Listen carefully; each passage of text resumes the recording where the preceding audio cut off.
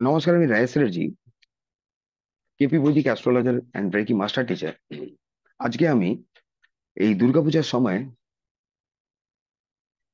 যাদের ঘরে ধরুন ছেলে কিছু অবাধ্য বা ঘরের এনার্জি, বাস্তুর এনার্জি কিছু লো আছে, সেইটাই কিভাবে বেনিফিট পাওয়া যেতে পারে তাকে আপনি কিন্তু উত্তর দেবেন না, কোনো মতেই কিন্তু তাকে রেসপন্স করবেন না। আপনি কিন্তু স্ট্রেট বেরিয়ে যাবেন, আর ওইখান থেকে বেরোলে কিন্তু ডাইরেক্ট আপনার ঘরে ঢুকবেন।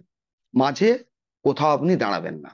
এবার কিভাবে আপনি মাঝে দাঁড়াবেন না বা কাউকে আপনি কেউ ডাকলে কিভাবে ইগনোর করবেন, সেটা আপনার উপরে ডিপেন্ড করছে। এটা করা যায় না। আর যখন আপনি উঠিয়ে বেরিয়ে আসছেন তখন কিন্তু পিছন ঘুরে তাকাবেনও না। ক্লিয়ার হলো?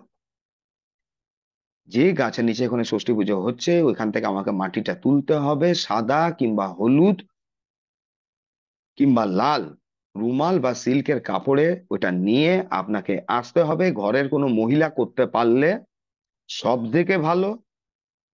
যে উদ্দেশ্যে করছে, ইন্টেনশন অ্যান্ড মোটিভ, ডেফিনেটলি আপনি যেখান থেকে তুলছেন সেই গাছকে বা ওইখানে যে ষষ্ঠীর ঘট পাতা হয়েছে ওখানে বলতে হবে। এবং ষষ্ঠী পুজো এখানে কমপ্লিট হওয়ার পরেই, ষষ্ঠী পুজো এখানে জেনে রাখুন, কমপ্লিট হওয়ার পরেই আমরা কাজটা করতে পারবো। ওটা উঠিয়ে এনে রাখতে পারবো। আপনাকে 1 বছর রাখতে হবে। নেক্সট ইয়ার যখন দুর্গাপুজো হচ্ছে তখন ওইটা আবার আপনাকে বিসর্জন দিতে হবে। কখন বিসর্জন দেবেন?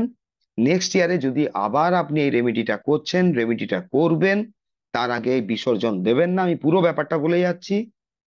ওটা ততদিন অবধি রাখবেন, দশমীর দিন যখন বিসর্জন দেওয়া হয়, যে কোনো প্রতিমার নিরঞ্জন হয়, তখন পুরনো মানে এই বছর যে মাটিটা নিয়েছেন সেটার বিসর্জন দেবেন। ক্লিয়ার হলো ব্যাপারটা?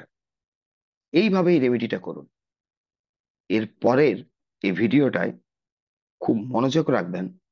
আমি অনেক বড় একটা রেমেডি বলে যাব।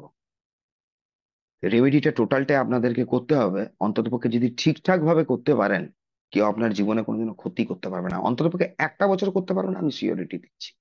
তো যাই হোক, আজকে এই পর্যন্তই আমি রাখলাম। নেক্সট ভিডিওতে আবার আপনাদের সাথে আমার দেখা হবে।